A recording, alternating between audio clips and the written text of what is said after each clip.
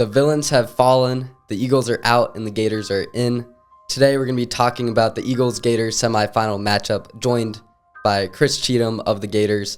In studio, we have Tom over there to my right, Levi to my left. Unfortunately, Jack could not make it tonight, but we will see him next week. And fun-packed episode. We're all looking forward to the World Series. This is the Pipe It Up Podcast. Thanks for tuning in, and cue the intro.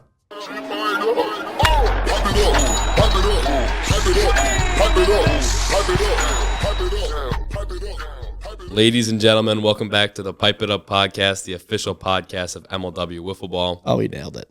He nailed it. Yeah, he did. All right, continue. Sorry. As if we thought the MLW playoffs couldn't get any better, they continue to produce some amazing content. And the Gators, led by a crazy comeback in Game 1, take the series against the Eagles, defeat the villains, and we are joined here The villains. by Chris Cheetam to get his thoughts on that series. Chris, I just want to say congratulations on the series win. Unbelievable win for you guys. Punching your ticket to the World Series. I want to ask you one question. Starting off in Game 2 with 2 outs and nobody on base. I mean, this was the moment of the series. As the inning kept going with those 2 outs and nobody on, and the thought of the actual comeback being completed was getting more real, what was going through your mind? For me, honestly, with us being in that spot, 2 outs, 4-0 game. Honestly, when we got to that point going into the inning, I had, still some hope. I'm like, you know what, let's at least make it difficult on them. We've been in this spot before. We made some nice comebacks this year.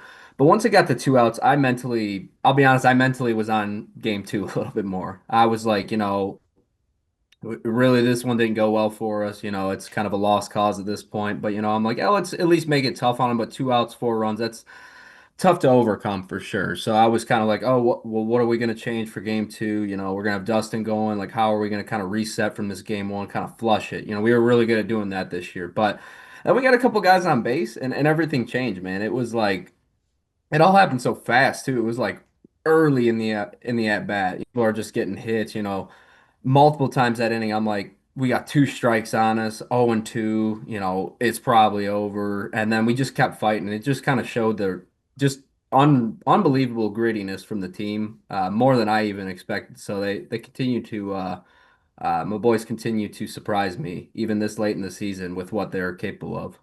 And then, Chris, obviously you've been playing with Chadwick for a long time now. Have you ever seen him this locked in, and what was really going on with him? What was this version of Jason that we got today? I really don't know. I mean, he seemed very loose going into the series. I think, we do a good job kind of staying loose going into series, no matter, how nervous we really should be on the outside or how big of a series it is. I feel like the boys do a good job staying loose, staying locked in. Me and him were joking a lot before the series. We were kind of just chatting about, I know it was an NFL Sunday too, so we were kind of chatting about that. But he did seem like he had a kind of a quiet confidence to him going into the series. And, Yeah.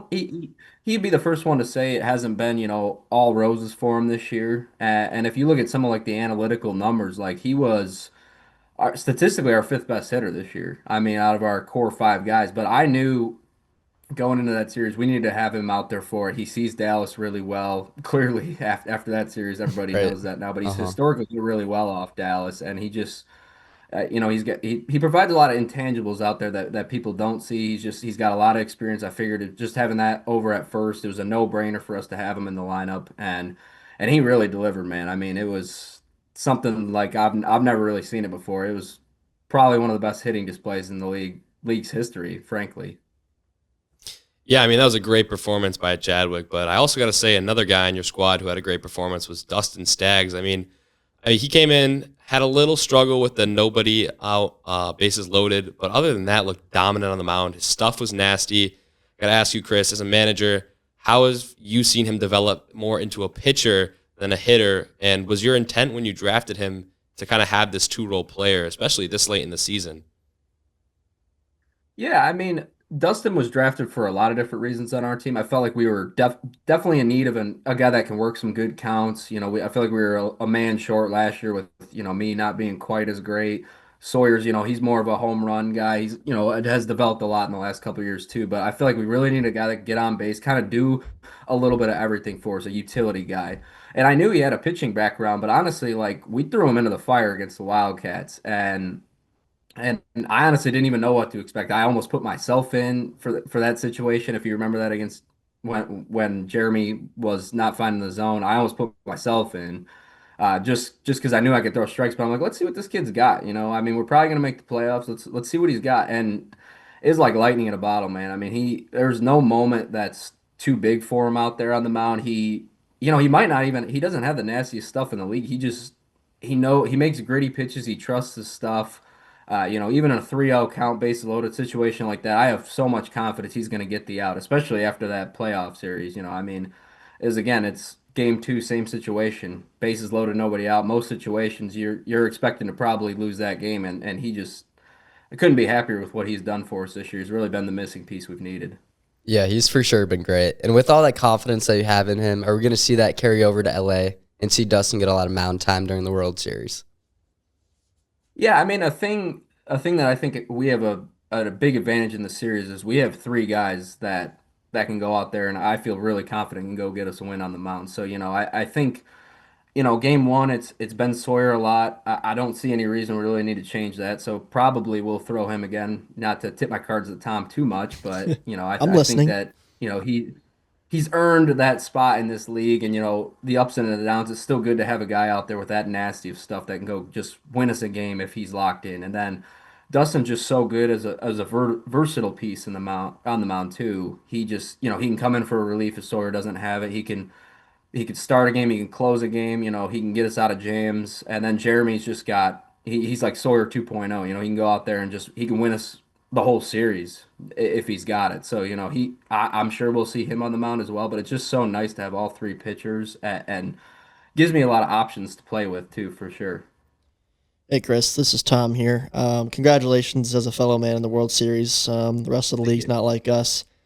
This was a Gators team that we knew had potential this year. I thought you guys would be contenders. I don't know about World Series contenders, but I knew you'd be significantly better than last year, just with the run that you went on to finish last season. But I got to ask about the clubhouse because I haven't been around the Gators team as much in years past, and I haven't been around Sawyer as much in the past as I was when he was like a rookie and a sophomore on the Cobras, when he was super vocal. A lot of chatter during the games, both amongst his own squad and then at the opponents as well. I don't know if that still is a persistent theme on the Gators. Maybe you can shed some light on that for the fans, but also as a manager, do you try to like keep these guys calm and humble, or as Sawyer and Staggs, from what I can tell, being a little bit more chatty and in your face a little bit? Even Chadwick, you just let them kind of play to their style. Yeah, honestly, those are some good questions, Tom. As for the clubhouse, I do think Sawyer has toned down a little bit on the Gators. I think he's matured. He's grown up a little bit. He still has that same fiery attitude out there. He's always getting amped up after a big strikeout or a big home run, anything like that. But I think he has toned down the talking to the other team, and I think that's helped him lock in a lot, both at the plate and on the mound. Just he's really shown a good ability to bounce back after he struggles. I think that was something he struggled with the Cobras and maybe at times last year as well. But he really has done a good job, flushing poor performances and bouncing back and helping us in ways that he can. And he's really improved a lot, as a leader, honestly, too. He's always going to be a little cocky, a little confident out there for sure. But I think he's transferred it with the addition to Staggs. I think those two have kind of fed off each other really well. Maybe a little annoying for the opponent, but I think they've, kind of given us an identity for sure, which is something we've been missing for the last few years. And then the other point too was, these guys are, they pretty much bring all the energy. They're Staggs is the most relaxed dude you'll see out there. I mean, he could be 3-0. I mean, he already was in this situation. 3-0, bases loaded, can't even give up a run. He's like dancing out there to the music. He's, freaking bopping around. He's making jokes and stuff. So like, I try to keep him in line, try to keep it, constructive out there. But these two, between Sawyer, even Jason a little bit, and Staggs, they're very loose out there. So it's pretty easy to just kind of feed into that energy and just kind of blend into the team. Yeah, Chris, I got a question for you too. In my opinion, I think the hardest part in playing a World Series is the time in between you playing your last series and then getting to the World Series, and then the bright lights, obviously. The bright lights are always too much for Levi. Actually, not true at all because you played good in last year's playoffs, but continue. But anyway, you have a pretty young squad, relatively young. How are you going to get your guys to settle down and kind of take the moment in, and then that time that was spent in between the last series and the World Series, how are you going to get them to pick up where you guys left off? Yeah, I think those are some good points for sure, Levi. At the restart after the CS series, it's going to be tricky for sure. I think both teams are going to come in maybe a little bit rusty, but I think we do have a little bit of advantage because we have a youthful, very, energy-based team, and then, a couple old men like me and Chatty as well along for the ride. But, we have a lot of energy coming in. I think it's going to be easy to get up early, even if, we're making some early mistakes, showing a little bit of rust. I think we've obviously I adopted a forget about the past mentality with all these comebacks we made and stuff like that. So it's going to be easy to kind of bounce back from we make an early error, we go 1, 2, 3 in the first, something like that. Get down early. It's going to be we just got to keep our mentality up. We've done a good job of that. Got to keep that going, and I think other than that, I think it'll come naturally, and hopefully we'll settle into the series and win it. Yeah, not only with the energy amongst the players, also having Dustin there, a California native. You guys are seeming to be the home team for this World Series matchup. How is that going to play into effect? How's the energy going to be from the fans looking at that standpoint of just being the home team there in Cali outside with Dustin and the rest of the squad? Yeah, that it's definitely going to be nice, and it was a nice pace in Chicago because I feel like Stags. Again, this is another reason why I'd say he's the missing piece because we've had two other out of state series, one in Oklahoma and then one Vermont. And we've played the Diamondbacks and the Mallards, and everybody was against us in both those series. I don't think there was anybody rooting for us in either series, and I feel like we negatively fed off the energy from that a little bit, and unfortunately didn't play particularly great in either series. Then we get to that Wildcats series, and it seemed like it was pretty neutral for a little bit, and then people started feeding off of how Staggs was playing out there and pitching, and he's loose out there, he's dancing to the music, he's interacting with the crowd in between innings, and it's just like I feel like that's how we were able to win that series, and I'm hoping that we can get some of that same energy with him and the rest of the boys this series, and I think it'll give us a really big leg up if we can. We got to establish it early for sure, though. We got to give them something to cheer about. Yeah, Chris, that was a bit of a brutal watch, I think, as like a third party observant. That 2022 Oklahoma series, 2023. I don't recall when that was, but not a lot of Gators fans in the crowd that day, I must say. Not No, not not at many. all. We had a good time though. We had a good time. We did. But I felt for you Absolutely. guys, and it felt like you guys were just not having your best series. There was an error in there, but the Gators have come a long way. It's been a weird whirlwind of a franchise. I feel like you're introduced, won it in your first year. You kind of led that squad, and then a big lull here over the past 3, 4 seasons, and now you're back in the World Series. So it seems like the Gators are either boom or bust. But I got to ask you about yourself, Chris. Again, you were a big part of that 2020 squad that won it all. Not as big of a role this year as a player, but you did insert yourself into this series in kind of a key moment. You had the lead already, but every run was important in that close game too. Was that an executive decision by Chris Cheetam himself, or was that more of a team call to get you in there and swing for Jeremy? Yeah, that was a me call. I felt like in that moment, Dallas had kind of settled back in. I've had a pretty good history against them, so I felt like I could go in there and cold off the bench and deliver something for us. And I was happy to pick up a hit after he made me look pretty stupid in my first at bat because that was kind of rough going in That was there a good striking out pitch. looking, not a good feeling, but it was a very You good had a pitch, and funny he verbal pitched me reaction to tough it. that far. Yeah. Yep, that was a tough one for sure. But it's that was a me call. Sometimes I do consult with Jason, a Dustin, or just the whole team in particular to make decisions like that. But in that moment, I was probably going to put myself into game two to start had we lost game one. That was kind of the mindset because I felt like we needed a spark, and then they provided the spark in game one. So I'm like, well, we better see if we caught something in a bottle there in game one, and then it kind of didn't translate that great into game two, and then. I felt like I was able to kind of keep the line moving a little bit. We picked up, a run or two there, and the rest was history. So it's been fun to kind of take a step back at some points and insert myself. I feel like I've done a good job in my opportunities, and I feel like I've made mostly good decisions and a couple of questionable ones throughout the year. So I'm hoping that experience, the ups and downs, will help me a lot in the World Series. Hmm. Yeah, Chris, and I know you've had experience in the World Series. 5 years ago, you guys were the new kids on the block and won it all. And now, 5 years later, more of a vet, you and Jason. But how are you going to use some of the same tactics you guys used to win that 2020 World Series? And then what's going to be different than 5 years ago? I mean, honestly, Levi, pretty much have to just throw away the playbook in 2020 because it was, the league was just so much different. I mean, it was, we knew every single game we showed up the ballpark, it was me and Jorgie on the mound and Zerlag, chipping in where he can. And that was, I felt like a lot was on my shoulders, and I did a good job delivering back then for sure. But been it's been an adjustment period for me for sure to go from kind of the one of the guys between me and Jorgie to more of a supporting role. But I think the flexibility having five really good players, you're going to see all five of them a lot, including myself. I think I'll definitely be in for a pretty big role, and it's just going to be it's going to be matchup based. It's going to be who's seeing the ball well that day, who's throwing well, who's fielding well. So, it's not going to be anything personal, but we're going to play our best four out there no matter what the circumstances. So, I think you're going to see a lot of flexibility, and I think that's an advantage we have over the Mallards in the series for sure. Yeah.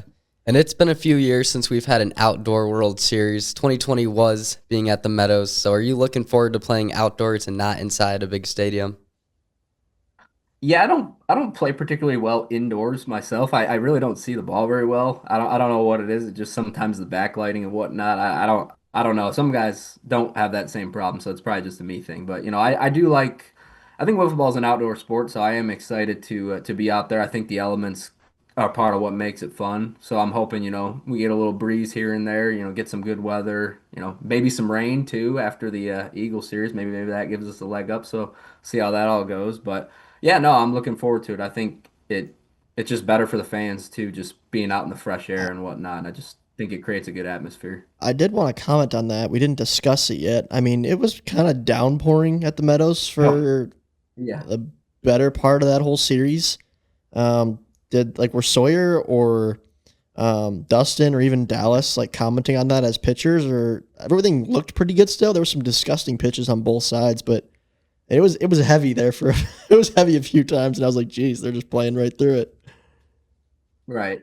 Yeah, no, I that's a good question for sure. And I feel like honestly the gameplay was really good because we had the Diamondback series earlier in the year, and I felt like it was some very entertaining wiffle ball. It was horrible, honestly. I mean, both teams I felt like made a lot of mental mistakes. Let the weather get the best of them a little bit. And honestly, we have pretty similar weather in this series, and I feel like everybody actually played really sound wiffle ball. I don't think there was that many mistakes. I think what helped us a little bit with some of the elements was some of those the Eagles' defense. I feel like maybe wasn't quite as sharp as it usually was. I feel like there were some balls that they could have made, especially in that big third inning we got in game one. But I felt like we handled the elements better than we have all year because we that was the only two series we lost throughout the year were the rain series. The one with the Magic earlier, which wasn't that rainy, and then the Diamondbacks monsoon we got. So I feel like we did a good job learning from those and not making that excuse to our advantage. Yeah. And Chris, I know you and Georgie are good buds. You guys won the World Series together in 2020. Only one of you guys can win it this year, and I want to know, going into the series, is that friendship going to kind of be put aside on the field, or are you still going to kind of have some friendly conversation with them? Oh, I'm sure we'll be talking out there, probably some friendly crap talking and whatnot. But at the day one though, we're gonna be coming right after them, so it's gonna be very serious. So maybe not putting the friendship aside, but certainly locking in a little bit more than I would for a regular season series against them. But it'll be quite the experience for me and Jason to get to go up against them, especially given that we've each, me and George each have a World Series together. So this is kind of like the who needed the other guy bowl, if Mm. for lack of a better term. All right. Well, Chris, congrats on making it to LA. Me and Levi, probably not Tom. Me and Levi wish you luck. And think that's all the questions we have for you. So thank you for coming on the show. And yeah, just I wish Chris luck, but I hope we're luckier. okay. I never That's wish fair. anything bad out there for anybody. These are my buds, but we're gonna come after you, Chris. So I hope you're ready. There you go. Well, yeah. Good luck We're to you ready. and the squad. I wouldn't want any other way. All right, deuces, Chris. We'll see you in California, buddy. Yeah. All right, thanks again to Chris for joining the pod. Always good talking to him. But now, Tom, I got some questions for you, and Grill me. Let's go. gonna pick your brain here. Mm-hmm. So I know I feel like in the last couple of series, Jordan has become a little bit more of a contact pitcher, if you will. Not really, but he's been giving up a little bit more contact than he usually does. I want to know your thoughts on what happens if Jordan kind of gets seen a little bit too well in maybe games 1 or 2. Do you plan to, maybe bring in Jorgie, or are you just riding Robles all 5 games if necessary? I think if it goes to 5 games, the thought of Robles going all 5 is a little bit unrealistic. He's definitely the ace. I don't think there's any question about that, and we want to ride him as long as we can. But what I told him before the last series is like, look, these are good hitting teams. These lineups are different than they've been in the past in MLW. Balls are going to be hit. They're probably going to be hit hard. But if you can limit the walks, limit them to just solo shots, it's a lot harder to beat you than versus, walking 2 or 3 guys an inning and then a home run turns into a 3-run shot. So I definitely think we'll see, Jorgensen, Colm, either one of those guys or both of them in this series at some point, depending on how things go. But yeah, in terms of the contact, I think it depends on the day. Some days Robles seems to really be feeling himself and having a lot of movement and hitting corners. Other days, not so much. So we hope for, the better version of him. But if not, it's next man up, and we'll do what we can to provide offensive support throughout the series for whoever's throwing. I feel like we're going to see the best version of Robles. It's I crazy would to say. love I can't believe this is his first time, first MLW World Series for just how dominant he's been his whole career. But yeah. I know he's very pumped up about it. He's got to be pumped up. It's going to be. I mean, you guys saw it in the video. Yeah. He was fired up when he He's clinched. definitely pretty pumped up for it. So yeah, I think it's going to be pretty dominant. Not that I wouldn't like to see a pen, see Jorgie out there against the Gators, maybe. But we'll see. I know that's the interesting thing is the Gators, I guess really just Chadwick in particular, have seen Jorgie a lot, but yeah. I think at this point he's probably our most reliable option. The sample size has been small, but I just have a lot of confidence in him as a pitcher to throw strikes when we need someone to. I don't think that's a secret. No. And Tom, I know the Mallards have been scorching hot at the plate lately. I mean, how are you going to kind of act as a manager and keep kind of the morale up with the team and keep those bats rolling? I kind of mentioned it in the pregame, the postgame. Like, I wasn't really in everyone's ear the whole time about staying focused and staying confident and taking it pitch by pitch. I tried to let everyone sort of play their game just because it hasn't worked for us in the past. There were times when I wanted to speak up and didn't. I did have a mound visit or 2, I think, in that second game where it was getting a little hairy, but we already chatted as a squad a little bit, and I kind of mentioned that I'm going to be playing a similar role in this series. I want everyone to go out there and play their game and be confident in what they do and their approach, and I'm just here to support how I can from the offensive side of the ball. So I don't really plan to try to micromanage anybody's mentality or mindset during the series. I'm trying my best to prepare them for what is going to be, a long series. It's different. I mean, these playoffs you've seen have been so momentum-based at times, just like what we saw with the Gators. So momentum swings will happen. Inevitably, some team might rally. You might rally, and it might change the outcome of a single game. But in a 5-game series, the tides are going to turn a few different times. So it's just trying to ride out those lows and keep your head up and, again, just keep playing your game throughout all 5 games. Yeah. And I don't know if it's been talked about in the Mallards group chat or if we can just get your opinion on it, but would you rather face Sawyer or Dustin, more throughout the series? We've talked about, maybe not that exact question of a would you rather, but we've talked about the 2 arms, of course. Sawyer, when he's on, when I say he's on, I mean he's locating the super drop for a strike. Right. It's tough because there's days where he throws it and it's like 80% a strike, so you kind of have to go at that pitch. Sometimes it's not, so you can be a little bit more selective on those pitches.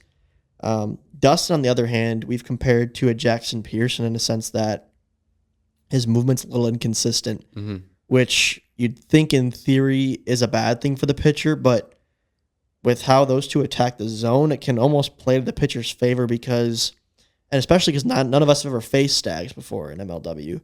So we don't have the experience against him. Varying movement can be tricky. So, we're studying the film on both guys. We're trying to prepare for either one to go more innings than the other.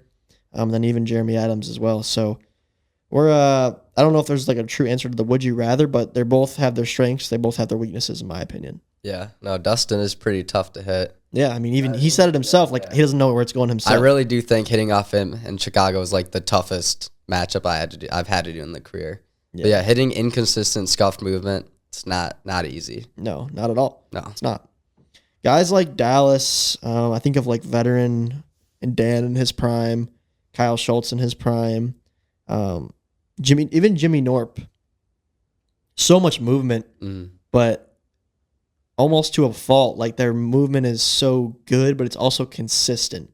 Yeah. Where if you're an experienced hitter who's faced them before, it can be easier than a guy like JP or Dustin who has significantly less movement, but it varies from pitch to pitch without like you being able to read it.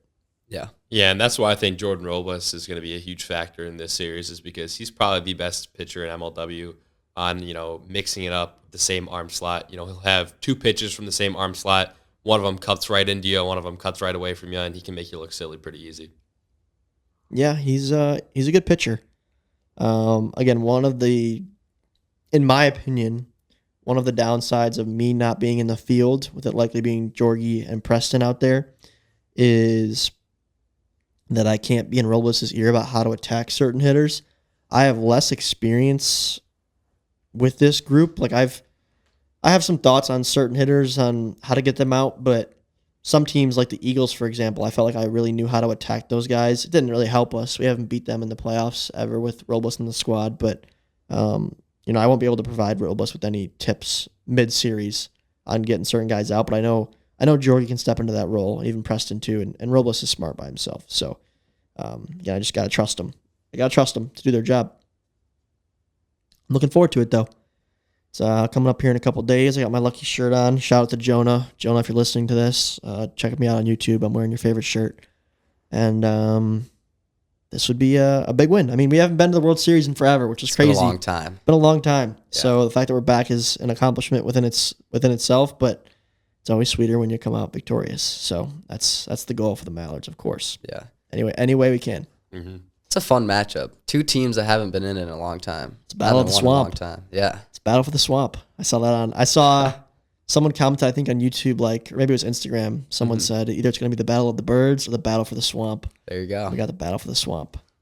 So, yeah, we'll have all of next week to, I guess, chat about this too. Mm-hmm. It'll be in retrospect for us, but not for all of the podcast listeners necessarily. Yeah. Maybe we'll have Jack back on too. We'll see. Well, Tom, we'll get in more in depth next week, but it's not too late to get your tickets. Go to MLWwiffleball.com to buy them now. Maybe make a vacation out of it. LA's a very nice spot. You get to see two teams go at it for the World Series. What's the weather? Anyone got the weather for this weekend? I'll pull it up. I got Los Angeles on the... What are we looking at? Oh, yeah, because you're such a big Los Angeles sports fan. Got to check the weather for the games every day. Something like that.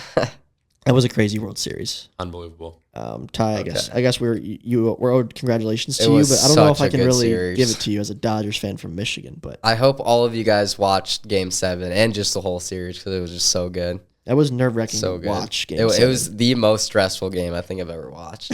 Like, it was so good. Great outcome. That fly ball in the bottom of the ninth, I swear, was in the air for so long. I know. I did not think we were catching that. So, like, seeing Kike go back for that, I was like, nope, it's off the wall. It just stayed in the air forever. Yeah. Uh-huh. It stayed in the air forever. No, it was... And it just if I was a Blue Jays fan, I'd be sick. That's why it's a game of inches. It was at home plate. At home plate, that force out at home. Took a bigger lead, and he was there. But bigger lead. Maybe not sliding. Head first slide, or just, through the bag, force play. Just get there, yeah. It's almost like a safety thing, though. Mm-hmm. When the catcher's, like, I watched a clip of it in slow motion, and at first he was set up kind of on the left side of the plate, so you think you're going to, like, you might be in a collision situation, so it's so tough to say in hindsight. Like, in the moment, you're not thinking you're going to be saved or out by a split, like, few frames like that, but it's crazy. Yep. It was. All right, Saturday weather report for Los Angeles. We got 80 degrees and sunny. No Beautiful. rain? No rain. 80 and sunny. 80 and sunny. You can't really get much game time, better 2 than o'clock? I don't think this goes by. Can I see? I can't go by times. I think Yeah, I is can. This, is No, this I can. the Oh, here iPhone we weather go. app? Yeah. It's 2:00. It's just 80.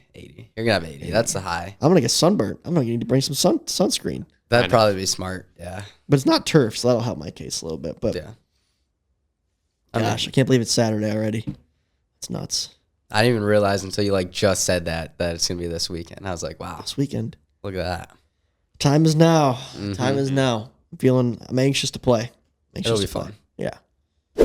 All right. My voice probably sounds a little bit different now. Back in my seat. Thank you, Ty, for keeping it warm for me. Of course. But the reason I'm seated here, is because, as aforementioned last week, Fuzzy Frank is back in dramatic fashion to predict this year's World Series. Tim Whalen, Commissioner of Shed Ball, take it away. Hey MLW Nation, this is Tim Whalen, Commissioner of Shed Ball, bringing you once again fuzzy numbers. Fuzzy numbers. We got Fuzzy Frank and he's crunching the numbies. We do have our Shed Ball videos out. They're posting weekly on Wednesday. We've got a little banter segment off the wall at the beginning, and then we show you some game highlights. Pretty short episodes, maybe 7-8 minutes per week. But anyway, back to MLW. The guys, Tom, Jack, and the boys, they were basically begging Fuzzy Frank to come back on and provide his analysis for the World Series. So I was able to get Frank back on the line. Let's see if we can connect with him now. Frank, are you there? Oh, just another day of rolling my eyes at the wiffle ball world. Underneath all this sarcasm, I guess I'm just a crusty old analyst who can't quit the game.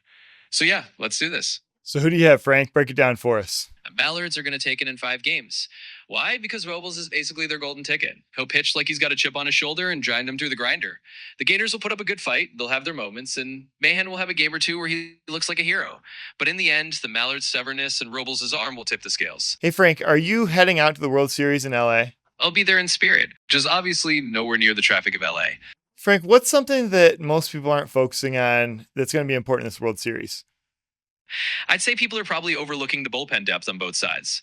Everyone's fixated on the big name starters like Robles and Bayhen, but the real under-the-radar factor might be which team's middle relievers quietly lock things down when the starters are out. Frank, that's all well and good, but it's Robles and Bien. All right, got it. Robles and Bayhen, duly noted. No. You're saying Robles. It's Robles and Bien.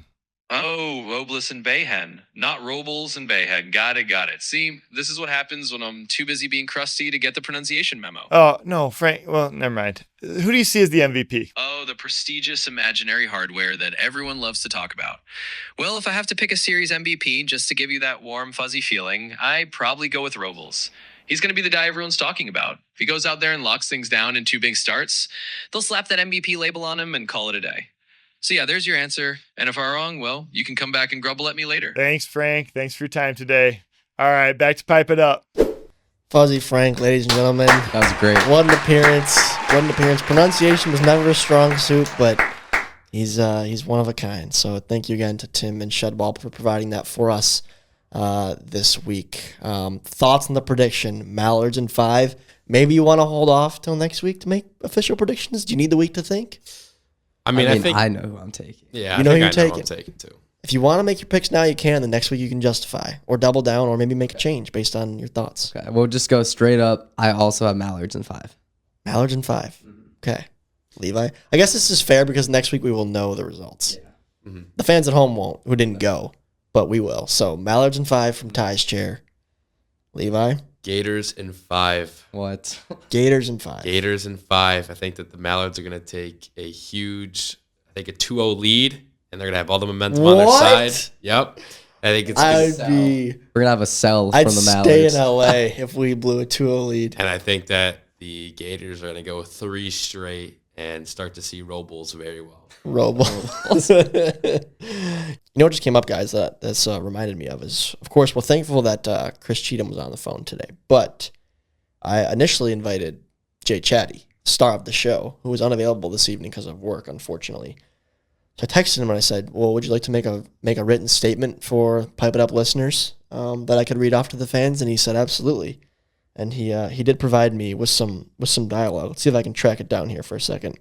PB, cue the elevator music.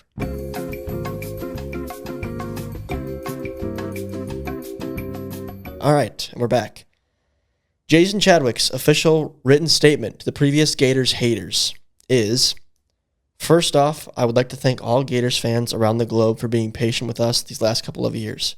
You're the ones that we won this for, and I hope to see a lot of you in California in a couple of days. Excuse me. I would also like to thank those that have doubted the Gators franchise, and specifically since Chris took over. I hope watching us win was as painful as it gets for those people. Just because I've been in the league for 6 years doesn't mean I can't break your hearts one home run at a time. Also, for any Eagles fans out there, I hope you cheer them on next season because that's the next time you'll be watching them. Have a good offseason, Eagles Nation, and take your hammer with you. Wow. Jason. Savage. Wow. Hey, there goes the villains, dude. They're gone. I mean, you can do anything you Is want. this the new villain? I mean, I don't think so. I also, the way I worded it was, I said, would you like to issue a written statement to the previous Gator haters? So I kind of teed him up for a hater Stirring speech. the pot over Yeah, there. I stirred the pot a little bit with that. I mean, I guess you can write whatever you want when you have a performance like that, but I I like the confidence. I mean, yeah, Eagles Nation's probably hurting right now, but the rest of MLW Nation's probably pretty happy. Mm-hmm. We will probably hear from Dan and Dallas on the Eagles season and maybe address the hate a little bit that they experienced this postseason, from the way they handled the final game of the year to the body language and attitudes we saw against the Wildcats in that win, which trickled a little bit into this loss, maybe not quite as bad.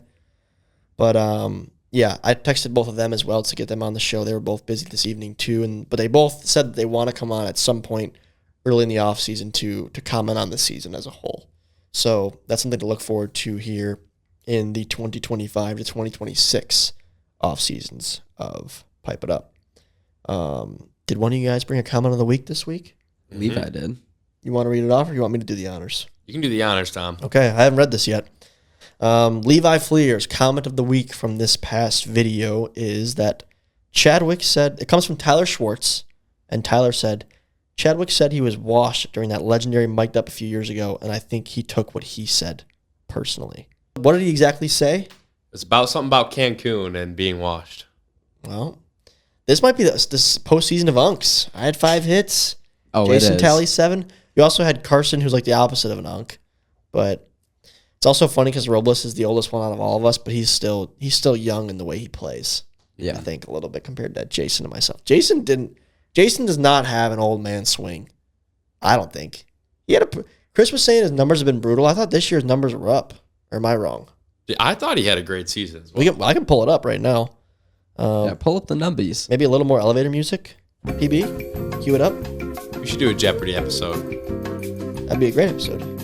Some of those fun ideas have gone well in the past for us. Like we did the MLW redraft, and that was a banger of an episode. We should do a Jeopardy one. Throw in some personal questions Like about me. trivia? Yeah. Oh, I'd get smoked. No, it'd be like personal questions about me and you. We'd do it to Tom. Oh, yeah, we can do that. That'd be cool. All right, here we go. Standings and stats here on MLWWiffleBall.com. Let's go to the Great Lakes Gators regular season numbers for the year. Manager Chris Cheetam, record 9-6. Jason Chadwick only hit 190 this year. He was 8 hits, 42 at-bats. Did hit 3 bombs, however, and 17 RBIs. Those are both solid numbers. But average-wise, not the best. Let's see what he was in 2024. So 190 this season in the regular season. And in 2024, Jason Chadwick was 311. So he actually was much better last year. Last year he was 14 of 45 at the dish. Only 2 home runs and 6 RBIs. So much different story on the RBI side of things. Yeah. But I don't know. I think top to bottom, they're pretty solid hitting. I think we are too, but I think the Gators have a pretty solid offensive lineup, and the pitching's good. I mean, this is the World Series. You're going to get good teams. You don't stumble your way into a World Series in this league by any means. A lot of talent across the board, but you got to execute all season long and in the postseason. And I think both of these teams have done that based on their 1 and 2 seeds and then getting it done in the playoffs.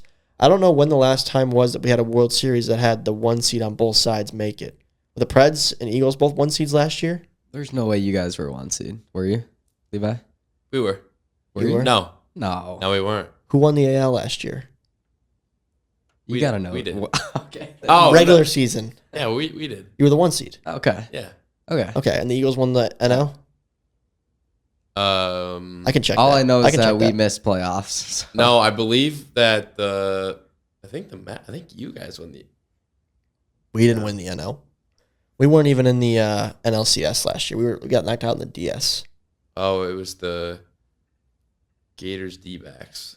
It was the D-backs were 11-4 last year.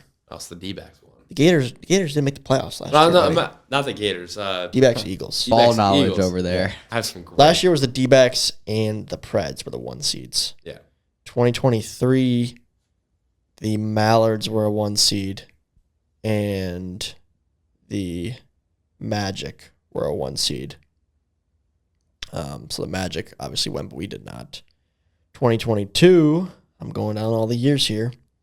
2022 was SoFi, so that was Cobras versus D-backs. D-backs. They were both 1 seeds, I think, or were the Mallards? No, the Mallards were a 1 seed that year too. It was Mallards and Cobras that year. 2021, Mallards missed the playoffs this year. That was the D-backs Wildcats World Series. Yeah. Those were the 2 1 seeds. So it's been 3 seasons since both the 1 seeds made the World Series, and that World Series did go 5 games. It did. Mm-hmm. It was a great one. Yeah. Arguably our best since then, I'd say. Yeah. Would you agree? Yeah. That was a good one. No, I wouldn't agree. Well, 2023? Yeah. That one was like a tale of 2 World Series, though, whereas Wasn't there a 20 blowout game in that one? there was, but it went to 5 games. Yeah. Okay. And the Magic comeback was insane. But that one was like Eagles dominated, Magic dominated. 2021 was like back and forth, Yeah. back and forth, back and forth. And it was extra innings. It was insane. I would say that was the best one since that point. But, all right, gentlemen. Well, next week, you guys are leading a little World Series preview breakdown. Yep. All right. Well, we'll be looking forward to it. Hopefully, we'll have Jack back on, but we'll see. But thank you all for tuning in. Like Levi said, tickets are still available for the World Series for those that are in the Los Angeles area or for those that want to book last-second travel. MLWWiffball.com has all the ticket information, and I hope to see a lot of you guys out there. I'm looking forward to it, and the next time I talk to you, I will either be a World Series champion or coming home a loser. So thank you all for listening, and we'll catch you all in the off-season. Pipe it up, pipe it up, pipe it up, pipe it up, pipe it up, pipe it up.